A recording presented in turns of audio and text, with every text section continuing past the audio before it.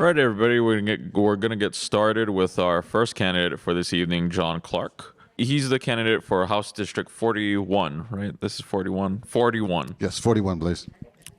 David Alcos regrettably couldn't be with us tonight. He's attending to a family emergency, but we do have John Clark here.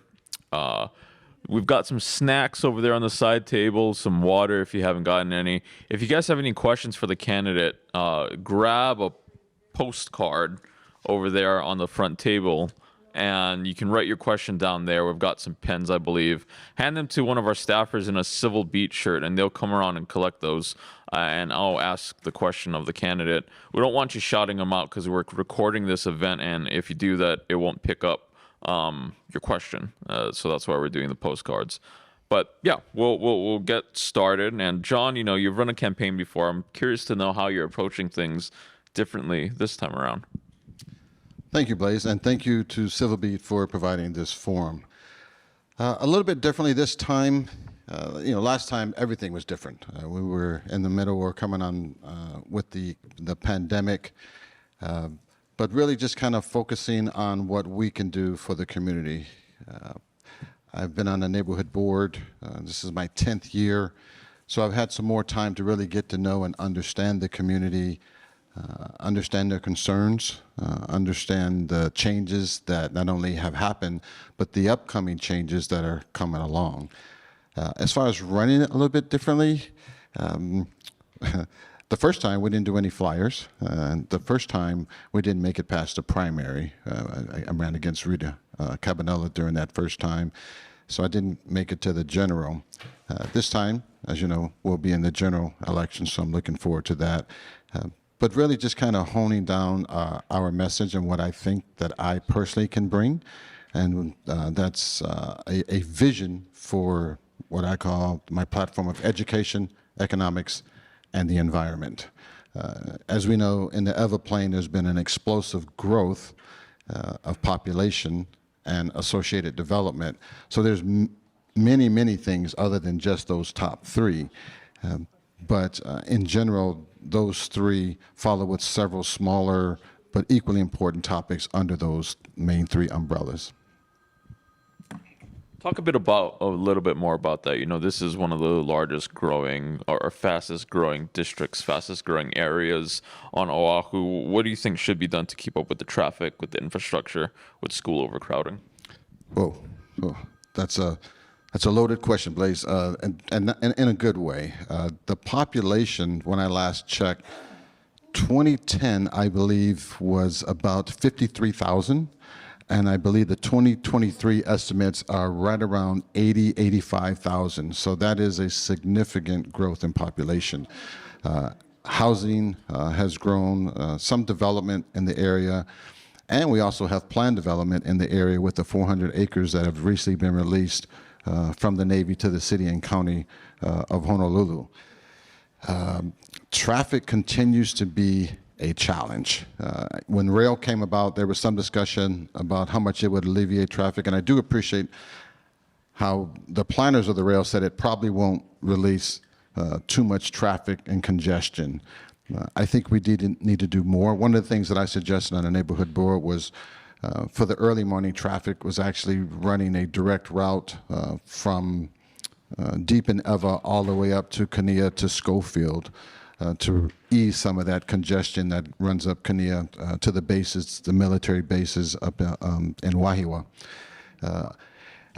I think we need to get even more innovative. You know, some of the things that I've talked about more recently include perhaps building a bridge from Iroquois Point over to the naval station. You know, as you know, that's a significant amount of traffic that travels from the Eva Beach area and Kapolei over to the military base, and not just the visiting military that I hear, but I'm talking about civil servants that work at the base.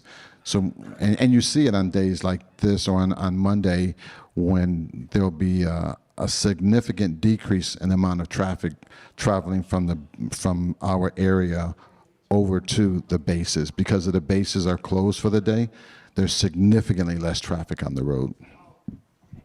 I've already gotten a bunch of questions. One of these is also about overcrowding at Campbell High School.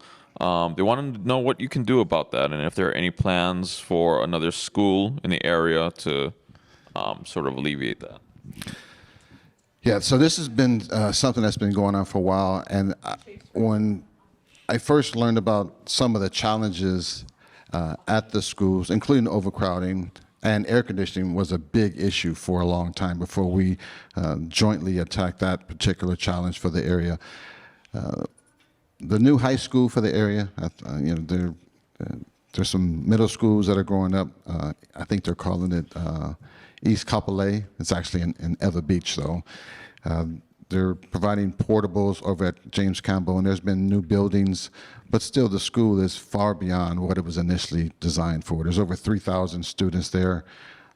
My two daughters graduated there. My youngest just graduated this past May.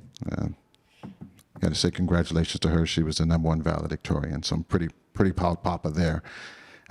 But alleviating the overcrowding, it's not just about adding more buildings to the school. I think ensuring that we have quality teachers, which leads into a whole nother discussion on what we can do to expand the base of teachers. And I think the Department of Education has done well to try to incentivize and be innovative in that regard. But that's a big part of it. School sizes, the classroom sizes. I know not just Campbell Kapolei complex, but the Leeward Coast itself has also tried some innovative measures. Teach for America has come in and done some things. But I think we have to continue to invest more and more money into Campbell. And some people may not like this because I know there's a lot of history and a lot of treasured past associated with some of the schools in the Campbell complex. But all of those schools don't have a full population. So maybe in some way kind of reconfiguring that whole campus to comprise a bigger part of the high school and not so much of the smaller schools that are in the area. Some of them aren't at 100% capacity, but so if they're not at 100% capacity, maybe we can move them under the Campbell umbrella. Staying on education, you've said that you want to see more accountability for the BOE and the DOE, the Board of Education and Department. What do you mean by that? How and in what areas would you want to see more accountability? Thank you. This question is actually one of the impetuses that got me to really get serious about running for office this time. I was really disheartened to see the $440 million that was lapsed through the legislature this past session. And I know some of that money wound up coming back. However, I genuinely believe that there should be greater collaboration between the legislature, and the Board of Education and the Department of Education. The reason why this is important because $400 million is a lot of money that we could have used to upgrade our facilities at the schools. And I know some of that money is CIP money, some of that money is facilities money. But I've been involved with education for a long time. In fact, I joined the neighborhood board in 2015, and my first official act was to become the education chair of the neighborhood board. My first official act as the education chair on the neighborhood board was to immediately begin tracking which of our schools in Eva Beach did not have air conditioning. And my own two daughters were actually at Eva Beach Elementary School at the time, which did not have air conditioning except for some of the administrative spaces. And I was shocked that one of the hottest areas of the state did not have air conditioning in the schools. And it took a very large effort to get to the point where we could do that. In fact, Eva Beach Elementary had to upgrade their entire electrical system. But it wasn't just that. To get back to your original question, it was some of the personnel decisions that the Department of Education made, and I'll be very specific here. They actually hired a former Air Force colonel to be their facilities manager, and I don't think he was qualified to do that job. I think he didn't understand the challenges of our neighborhood. At one of the neighborhood board meetings, for example, he suggested, after I had recommended that we have solar panels to keep things revenue neutral, he said solar panels were not a proven technology. And this was in like 2015, 2016. And by that time, people had solar panels on their homes, on businesses. So to say that it wasn't a proven technology was a little shocking. He didn't stay in the job too long, but then he was replaced by someone else.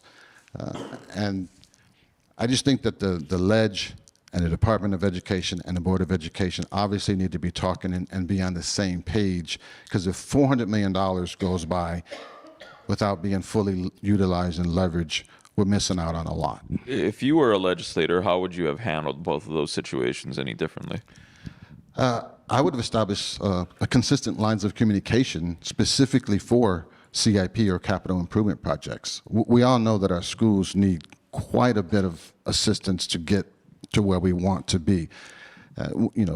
When they started trying to do the cooling measures here in Eva Beach and Kapolei, they did things like paint the ceilings white. And every now and then they put some ceiling fans in the room. I don't think that was the best way to cool the classrooms. Obviously, the best way is to do air conditioning. And I understand that takes time.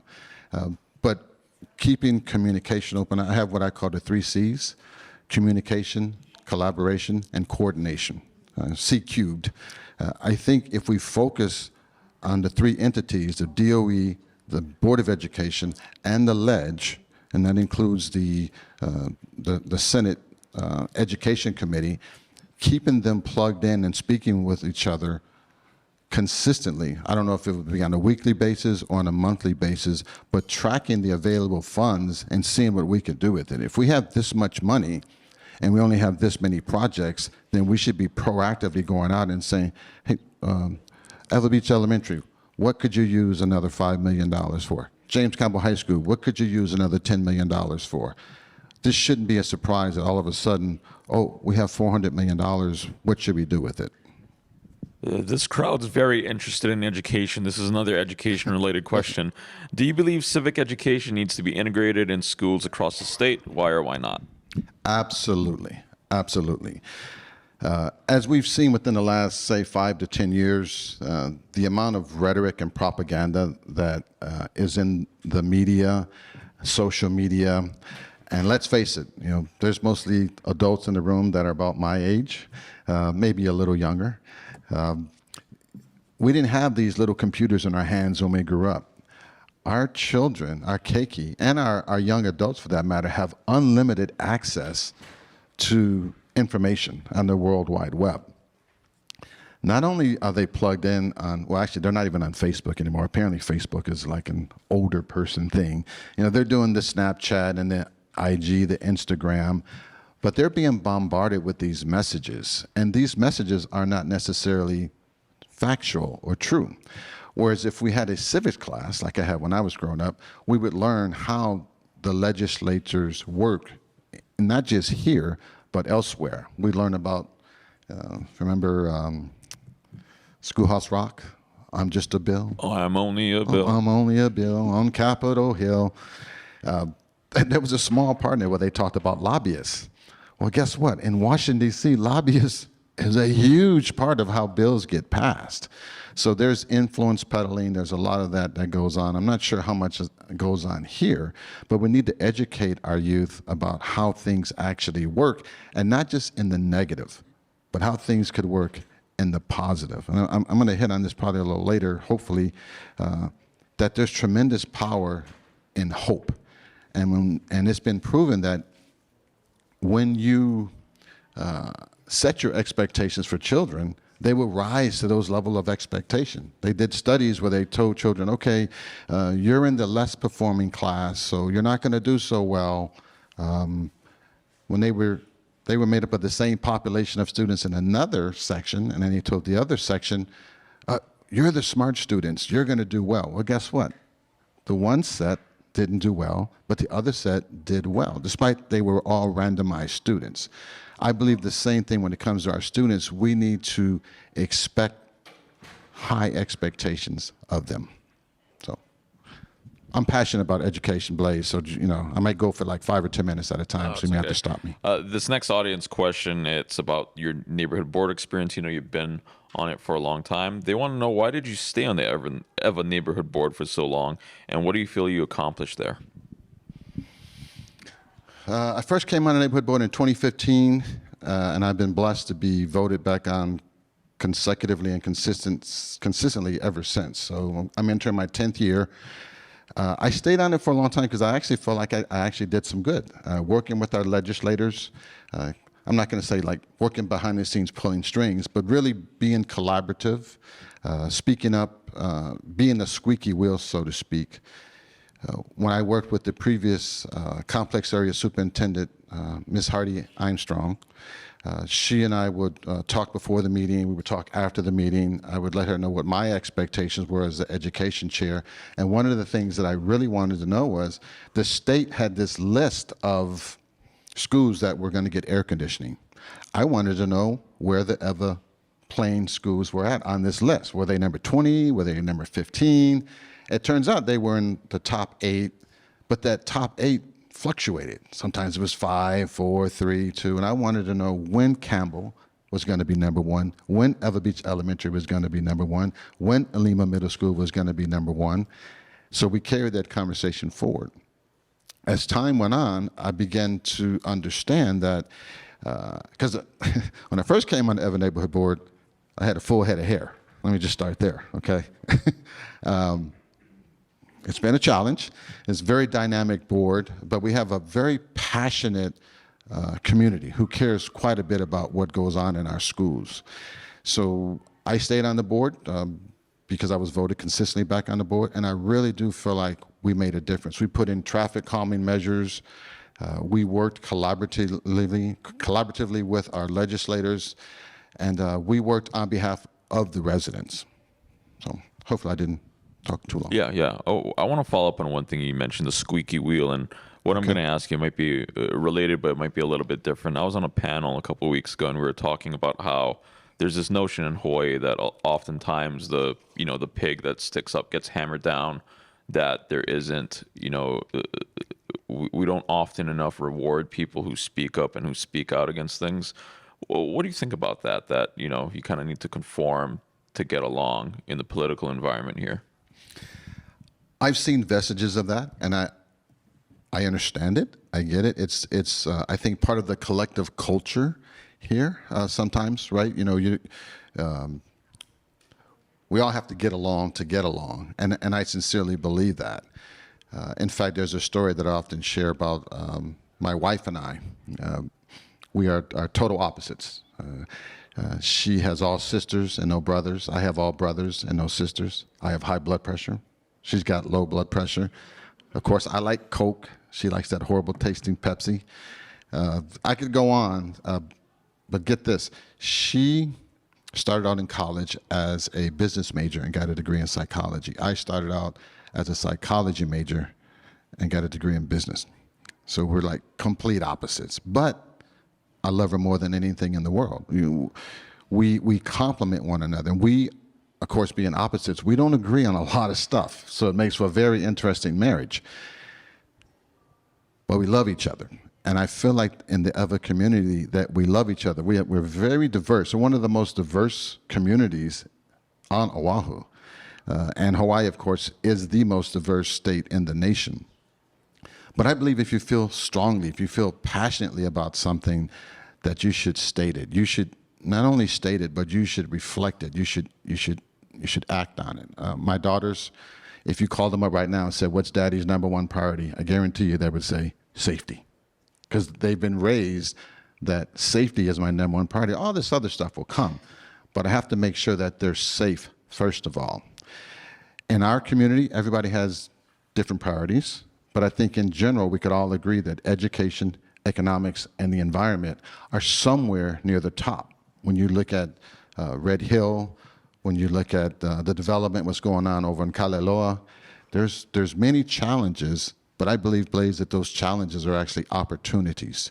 And if we don't speak up about those opportunities, if we don't let our leaders, our legislators know how we genuinely feel, I believe we're going to get frustrated.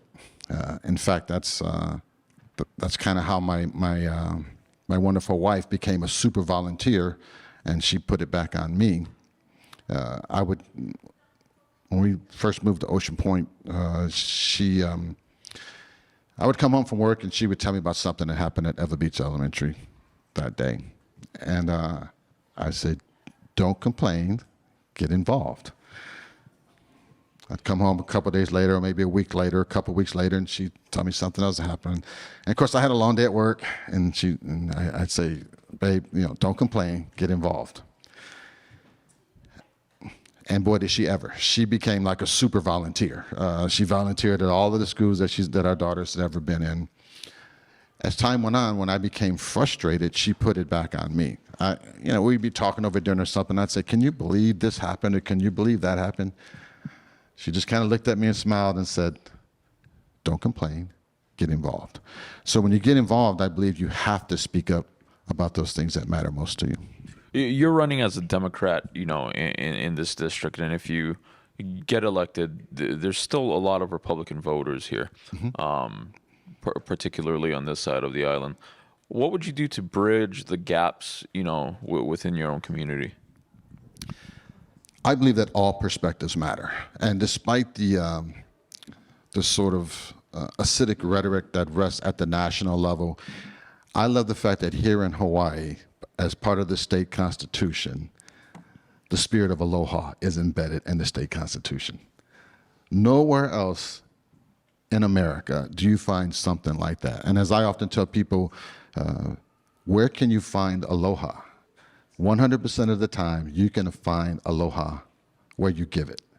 And I believe the same thing can be extended to politics. Politics doesn't have to be this nasty rhetoric back and forth. I think when it comes down to it, we all have the same fundamental beliefs. Family first, friends, faith, frenemies. And we have different focus areas for sure.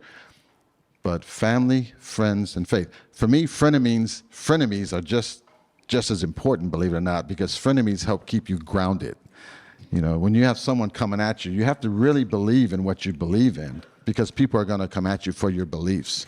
So I want to know what's bothering someone on the other side, if you will, of the aisle, because chances are we have a lot more in common than we have against one another. If you are elected, you'd be brought into the majority caucus. Would you talked about standing up and speaking out on issues you think are important? Would you push back against House leadership or the House Speaker or committee chairs to advocate for your positions? Absolutely, 100%. I would fully represent District 41, which runs from Fort Weaver Road all the way to the Leeward Coast. But I am beholden to the voters and the citizens of this district, not to leadership. Now, I understand that to get things done, you have to play political football, and that can be a bruising sport sometimes, to be sure. But I believe I have to start with the reason and rationale why the voters have elected me. They didn't elect me necessarily to help others pass laws that would help them and their constituency, but so that we can help one another. And this, if I could give just a quick example of that, Blaze, one of the things I was really frustrated about when I was trying to get AC for our schools here in the Eva Kapolei Plain was one of the other high schools that already had full air conditioning was approved for a performing arts center at a cost of $28 million. And I was flabbergasted. These other schools already had a really nice campus. Meanwhile, James Campbell High School hadn't had any major improvements since it was built in 1962. So that's why I don't have a problem being a squeaky wheel. And that's why I don't have a problem reaching across the aisle. And that's why education is super important to me. I have other stories to share as well, but I'll stop here. Switching gears a little bit, this audience question is about your military experience. They want to know what you did while you were in the military and how do you think it would help you as a legislator? Okay, thank you. I served for 3 decades in the military. I enlisted, and from there I went on to get a bachelor's degree, and I earned my commission in 1993 as a logistics officer or a supply officer in the United States Navy. I earned my master's, my MBA at the Naval Postgraduate School with a focus on acquisition and contracts management. Contract management, I think, is huge here in the state of Hawaii. We all saw, I think, very angrily how the rail, the cost overruns, continues to cost us in perpetuity, I think is the latest thing that how they're going to fund the rail. But one of the most fundamental things I believe I learned through the military, and especially through my acquisition and contracts management experience, is the art of negotiation. That, I believe, will serve me well in the legislature. We were taught when I was in contracting school that you try to achieve a win-win. That, you know, in order to achieve win-win, perhaps person A is not going to get everything they want, person B is not going to get everything that they want. But I believe there's some win-wins where everybody can kind of get what they want without necessarily sub-optimizing or undermining the other person. This other question is about crime. If you're elected as a legislator, they want to know what you would do about game rooms in the area and how would you address crime? Game rooms and crime, okay? City and county, I think, is already working on some specific items with that, but certainly getting the ledge involved with some of the consequences associated should landlords and other stewards of the properties kind of turn a blind eye to the game rooms. It's interesting. My homeowners association, they know whether or not I put up something in my backyard.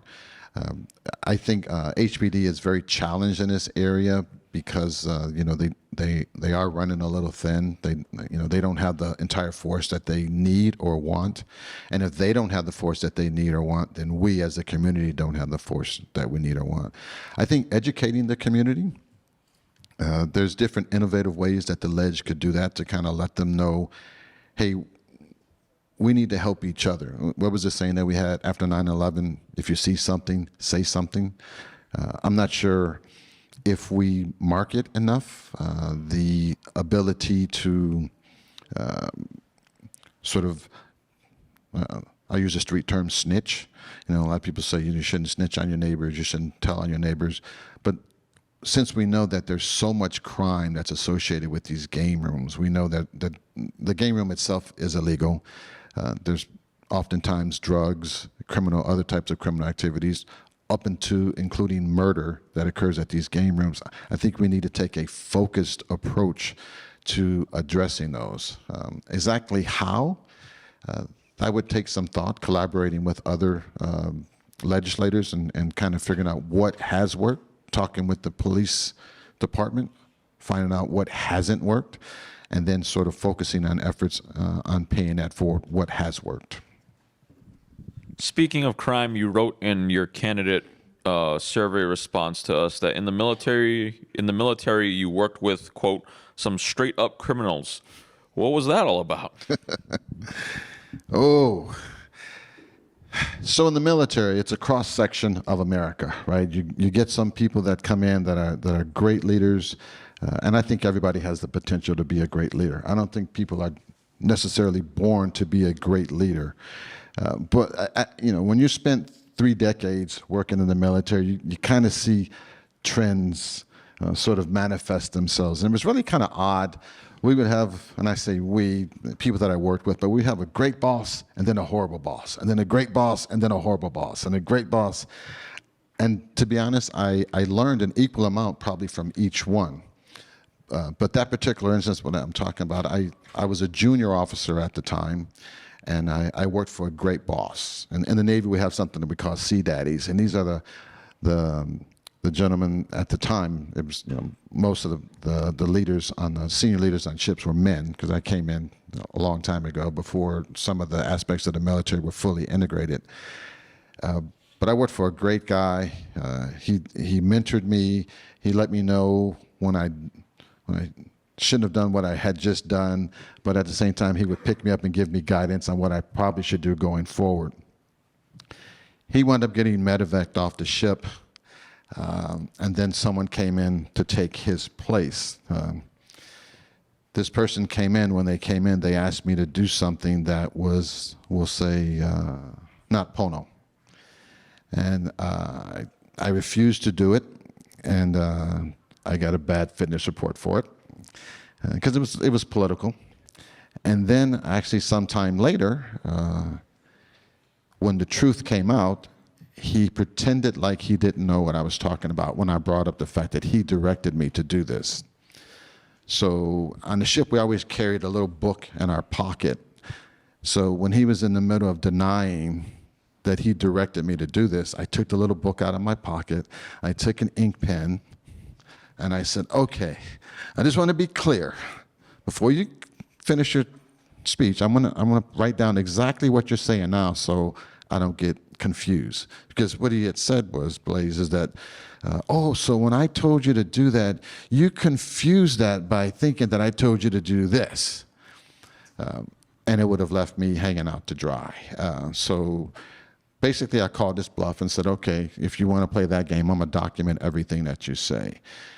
And then he said, oh, okay, I remember now. And then he took accountability for what he did. And for those of us that have served in the military before, you know how precarious it can be when you stand up for yourself. And it did cost me politically. Of course, when I left the ship, I didn't get as high of a fitness report or an evaluation as I probably could have. But that's okay. For me, I was able to sleep comfortably that night. We've seen several cases of government corruption recently. What would you do to clean up public corruption in government if you're elected? I think the number one thing I can do is stay true to myself. And it's been said that if you have integrity, nothing else matters. It's also been said if you don't have integrity, nothing else matters. So the number one thing that I can do is that I can be a stand-up citizen and make sure that I do what I can to uphold the principles and the oath of office for which the voters have entrusted me. I would start, of course, by listing on whatever paperwork that is for me to run. I would make sure that I include all of my assets and liabilities on there. I probably wouldn't leave anything off. I would be a very principled person. I can't be anything but. I think authenticity and integrity are a big part of what's expected of us as elected officials. Elected officials are leaders in the community, whether it be at the state level, whether it be at the city and council level, whether it be for the governor, whether it be at the highest office of our land. I believe we should reflect the values that we want to see in our youngest children. You know, when you think about it, there was that one book that came out, All That I Needed to Know I Learned in Kindergarten. We learn how to share. We learn how to not hit one another. We learn to respect each other's personal space. When you look at the national political scene lately, and some of the other smaller races, when I say small, I mean like at the Senate level, the congressional level races, there's just way too much propaganda. There's way too many untruths. So I think the best thing that I can do is reflect those values that I'm stating now. So if I'm saying that I'm going to run on education, economics, and protecting the environment, I need to show that. I need to show within, say, a year and a half time what I have done. And if I haven't done anything to make way in those areas, I believe the voters should vote me out of office. Now, of course, it's not up to me to get everything done. I have to work closely with other legislators, and sometimes with the governor, and sometimes with city and council. But I believe doing what I say I'm going to do is a big part of that, Blaze. Moving to more of a specific issues, this audience member wants to know if you support DHHL building homes on the old tsunami center property. That's the one down Fort River Road right before you get to the golf course. There have been concerns that sea level rise could impact that property. Well, one thing that we do know for sure is that sea level will impact the state of Hawaii. It's a given that climate change is making these storms much more powerful. We just saw that contemporarily in the news with Hurricane Helene and with Hurricane Milton over on the East Coast.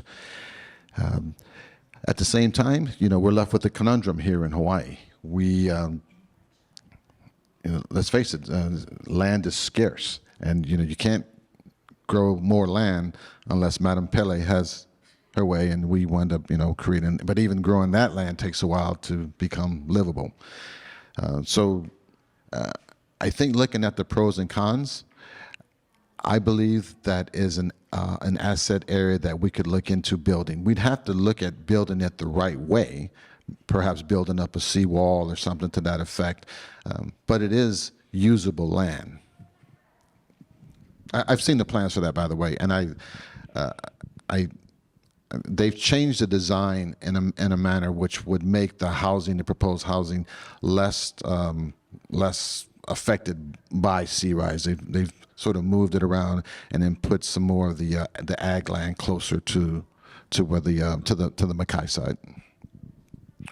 What do you think should happen with the 400 acres of land that was recently transferred to the city? And I recognize that this is a city and county issue. You would obviously be on the state level, but oftentimes state legislators advocate for certain issues in the communities. So what do you think should be done with those 400 acres? Absolutely. This is an item that we've actually discussed in detail at the Other Neighborhood Board. There's already some recommendations going up. One of the more lively discussions has been regarding pickleball. Any pickleball fans in the audience? Oh, okay, good. More in the back. Okay. My wife plays tennis. I watch pickleball. But I've seen the plans for that, and I know that some of it's changed. The latest plans that I've seen include the 2002 plan and the 2022 plan, and I like what I see with regard to what's being said, whether that includes the different types of development that it's going to be occurring, the density of the population in certain areas, the 5-minute community, the 20-minute community. In other words, I don't know if many of you have seen it, but certain parts are going to be a 5-minute community where the theory is that you can walk within 5 minutes of where you live and you have all the amenities that you need. And then there's other parts where there's a 20-minute area where you're going to be able to walk 20 minutes and get the things that you need. Housing continues to be a challenge here. That whole 400-acre area is going to sometimes be in direct contrast to that because it is predominantly a parks and recreation area. I was speaking in general about that whole area, though. On the state level, I believe working with business leaders and focusing on public-private partnerships to make sure that we pay attention to what the community wants. Like I said, the pickleball designation or request is pretty big.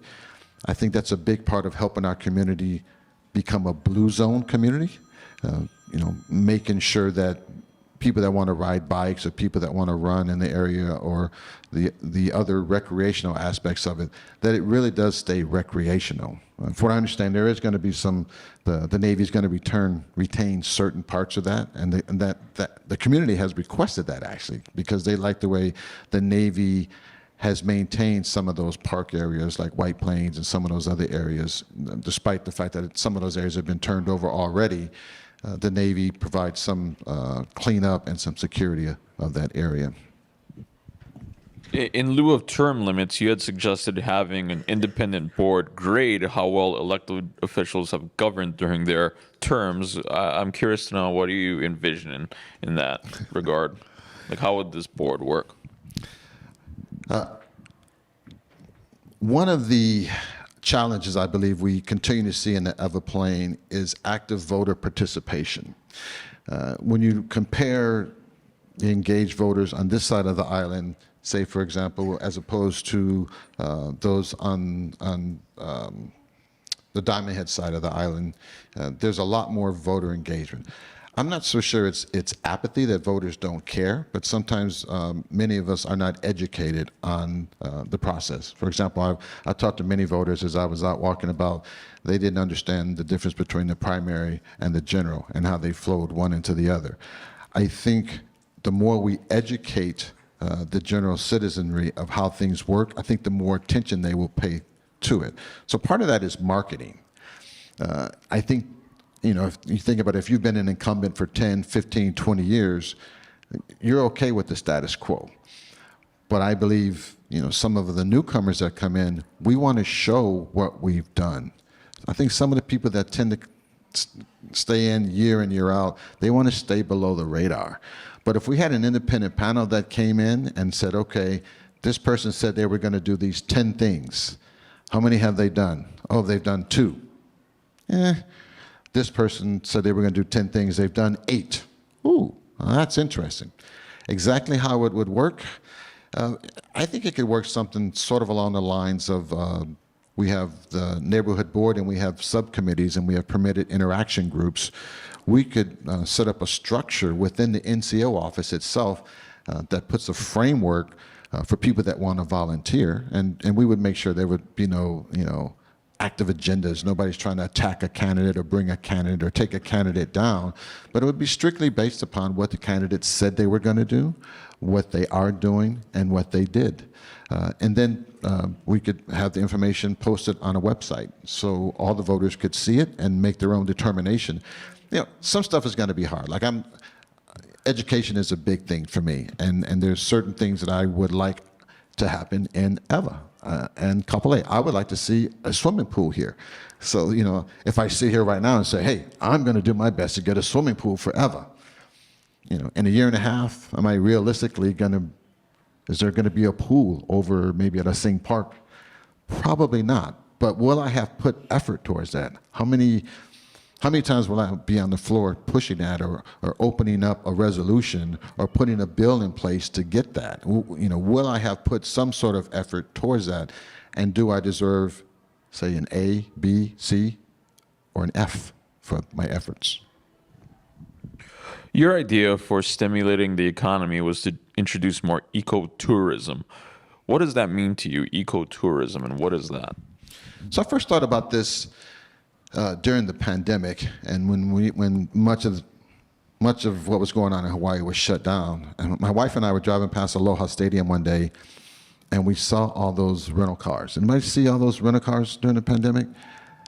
I was amazed. The whole parking lot was just rental cars because, people weren't renting the cars. And it was then that I found out that we have, on average, 30,000 visitors per day coming into this island. That's like 11 million visitors a year. That's a lot of wear and tear on our INA, on our systems, on our water. But they pay their transportation, they pay their hotel bill, they pay for their food, and they go. I suggested, my wife and I were at a fundraiser, and I suggested to someone at the table, we could, maybe do a $50, call it a fee, call it a tax, what have you, for non-Kama'aina, for people that are coming to the island just to visit. Everyone comes in, you got to fill out that ag form, right? Everybody has to fill out that ag form. Or what if you had to also charge $50 to your credit card if you don't have residence here? And we would do that under the auspices of helping people understand, yes, you're coming here, but this is our home. And the mere fact that you're coming to our home, we expect you to do a little bit more. Yeah, I know you want to swim in that pool. I know you want to go to that beach, but we're going to take this fee and we're going to do some things to take care of our island so that the next time you come, it's going to be in equally or better condition than it is when you came here this time. There may be some legalities associated with the place, and I don't know how that would all work out. Maybe we have the lawyers look at that. But that was my idea. Unfortunately, someone at the table disagreed vehemently with me and said, well, but if we do that, there's going to be fewer people that want to come to Hawaii. Okay. I mean, I think it'll be a trade-off. Maybe we have fewer people. I don't think $50 is going to stop someone that lives in Iowa or, for that matter, Japan, because the conversation is centered around, whether or not it would decrease the number of people traveling from the West here. And I don't think it would make that much of a difference. Hawaii is a very unique place. And I know people that want to come here. In fact, I spoke to many friends who used to go to Lahaina every year. That was like, where they got married and they would go year after year. And of course, they're brokenhearted, as we all are, for what happened there. But they still want to come back because they have a love of our land. This idea of a tourist fees floated around in the ledge for the last couple of years. In your mind, how would you implement something like this? Like, who would charge this fee? Where would it come in? Where would they pay it? That's a good question, Blaze. That's like I said, maybe talking with the lawyers, or I think we could probably get some minds together to think about how to do it. But finding out probably who's not a resident here would be the first start. I'm not sure how we track that. So I haven't put too much brain power to it, but it's a concept that I think if we had the right minds in the room at the same time, we could say, hey, you know what, this possibly could work. There's a lot of money that flows into the hotels here that flows right back off island. So I'm not sure, if you're non-Kama'aina, then maybe you do it at the hotels. And I realize that there's already a significant tax and fees associated with living at the hotel for a period of days, but that's another possibility. I wanted to follow up on one other thing from your candidate questionnaire. You talked about innovation labs that would generate ideas on how to allocate tax revenues. Talk about that more. What is an innovation lab? What do you think it would be doing? Innovation Lab is basically a consortium of different people and organizations that come together and think totally outside the box. We've heard this term, think outside the box, all the time, but if you think about it, we work in a box, we live in a box, we eat bentos, we eat out of a box. So sometimes you really have to pull yourself out of that box to solve problems. I think it was Albert Einstein that said you can't solve your current problems with the same way of thinking that got you here. So you take and this may sound extreme, but you take an 11-year-old and ask them how to fix a problem, they'll come up with some pretty extreme ideas. But guess what? Every now and then, some of those ideas work. I remember I was in a church sermon probably, 30 years ago, and the pastor talked about how there was this important truck that carried a very important load, and they had mapped out the whole way, and then they came to a tunnel, and they couldn't get this big, massive load into the tunnel. It was short by just a couple of inches, and so they brought all these engineers in, and they couldn't figure it out. And then, as they were turning around the vehicles, because it was a traffic backup, one of the kikis said, "Why don't you just let a little bit of air out of the tires?" So you had all these people couldn't figure it out, but you had this little kid that come along with a very simple explanation. An innovation lab would take some of the quote outlandish unquote ideas and say, hey, you know what? That's really not a bad idea. If we could just do, X, if we could just do Y, if we could just do this, if you and I got together, Blaze, and we started talking about how to do something, maybe you start out the solution, say, I think if we did this, we could do it, but I don't know how to do this. And I say, hey, you know what, Blaze, actually, I was thinking about that the other day. If we did that, but instead did it this way, and then a third person said, you know what, they tried that. I was living in Alaska for 6 years. We tried that, but this is the way we did it. Next thing you know, you get this synergy, and you don't have to have a concrete solution just yet. Years ago, I worked for a part of the Navy that had a lot of scientists and engineers there. And the admiral in charge was looking for new ideas, and I suggested to him that we have what I called a white room. And the white room is just basically a room with all whiteboards, the whiteboards that you can go and write on. And I said, we could put our most challenging problems on that board, and then when people come in, they could look at the board, and they could say, I know how to do that. They weren't given the problem directly, but they still have some value. They still have some way to contribute to what the solution could be. That's an idea of an innovation lab. This audience question, how do you feel about the legalization of marijuana? That one is a tough one. And the reason why I say it's tough is because tourism, let's face it, is our number one industry, right? My wife and I traveled a couple of different times over to our ninth island, and you cannot walk through the ninth island without probably getting a little bit of a contact high. We recently dropped our 20-year-old, well, she's now 20, but when she was 18, we dropped her off at NYU, New York University. NYU at that time had already legalized marijuana. Actually, they were legalizing it in the upcoming January. And there was this smell wafting everywhere. So I'm not sure I would fully support that. I know there's a lot of discussion on it, but I do believe in some way it could potentially harm our tourism industry. But also, I'd like to say that there's already been somewhat of a decriminalization of it. There's like a $20 fine. I think the last legislative effort wanted to raise the amount of marijuana that you could carry without it becoming a major crime was an ounce. That's a lot of marijuana. That's a lot of marijuana. So I'm definitely not in favor of that amount. John, this audience member wants to know what makes you a better candidate than your opponent. I wouldn't say I'm a better candidate. I'd say that I'm actually probably more capable. Given my experience in the United States military over 3 decades, given my experience of 10 years on the neighborhood board, I've learned to work with people. Because of the party that I'm in, that I'm associated with, I believe, as the story I gave earlier about my wife and I being opposites, I believe we should be accepting of everyone. We should love our neighbor as we love ourselves.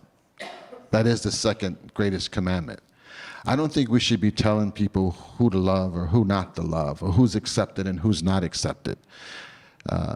I believe the other party makes a big deal about that. That's not Pono. I'm very accepting of people for who they are. And maybe it's a little selfish, because I want people to accept me for who I am. Am I perfect? No. I'm going to make some mistakes. I know my opponent is very, very busy. There was some media reports about he was fined by the ethics, the campaign commission, I believe, for $12,500. He may be somewhat capable, but he's going to be very busy dealing with those legal issues over the next, I don't know, year, 2 or 3 years. So that's going to be a challenge for him. I don't have any legal issues that I'm dealing with, and certainly I don't owe $3 million to the IRS. Well, what parts of the legislative process do you think are still a bit of a black box that you think there should be more transparency around? I think the timing. If you look at when items come up for vote or for consideration, that battle space of communication is what I call it. So when the ledge is getting ready to vote on something, there's very little time for the general citizenry to have a look at it and comment on it. So that kind of gives the impression that sometimes we're pushing things through, or we don't want to give the community enough time to really understand the legislation. It's super important, since it's going to affect all of us, that every single person that is voting on it understands completely and thoroughly what the issues are. What are the pros associated with the legislation? What are the cons associated? What does it mean to me as a voter? So I believe that's a big part of what we probably could do better. What do you think should be done about that if you're elected? What could you do? What could I do? I think I could probably get together with like-minded individuals. Our state house is very collegial. Very rarely can you do something unilaterally and just get it done. You have to find like-minded individuals who agree with you and put together sort of a consortium, not necessarily a faction, but a consortium of people who believe what you believe, and sort of work with the leadership to get those things changed. And I believe, speaking on behalf of the electorate, for the electorate, and what it can do for the electorate. If we can engage more voters and get them more excited in the civic process, I believe they will become more likely to raise their hand and say, hey, wait a minute, why can't we do this? You know, we should do this. It will feed on itself in a very synergistic and positive way. If you're elected, how do you imagine spending your day-to-day time? You know, there's nothing in the law that says from 9 a.m. to 12 p.m. you must do this, and then for the rest of the afternoon you must do this. So what would you do with your time as a legislator? A big part of the legislative process is listening to the community, understanding what are their desires, what are their wishes, what are their hopes, what are their dreams. You know, on my website, voteforclark.com, I say the future is now. And I sincerely believe that. You know, if you think about it, whatever legislation that passes now or ideas that we come up with now or whatever we spend our money on within the next couple of sessions, it's not going to be in place for another 1, 2, 3 years.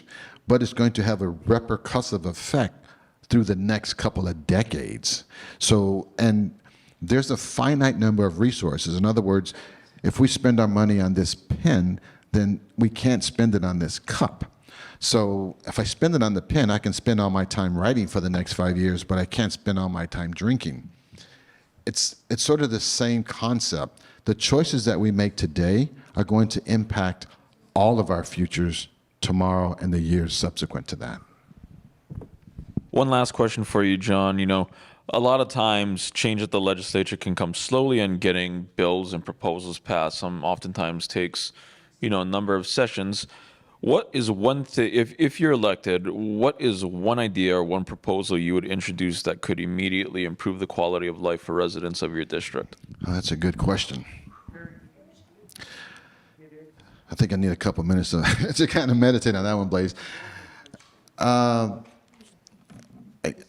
have to think about it in terms of my top three: education, economics, and environment. And somehow making it make sense for everyone. I do like the tax cut that was recently done, but I am concerned about how that will pay itself out and pay for itself in the subsequent years.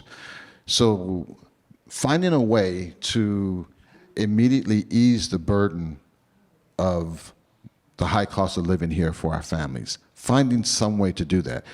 Maybe not a tax cut, but tax credit. How about an affordable high rise? Because once we get more housing in the area, then that can immediately help some of our families. But that's a tough question. I'm gonna have to think about that one. And when I do, I'll let you know, and you can grade me on it. Okay, John Clark, thank you for joining us this afternoon. Why don't you give the candidate a round of applause? Thank you. Thank you, Blaise. Thank you.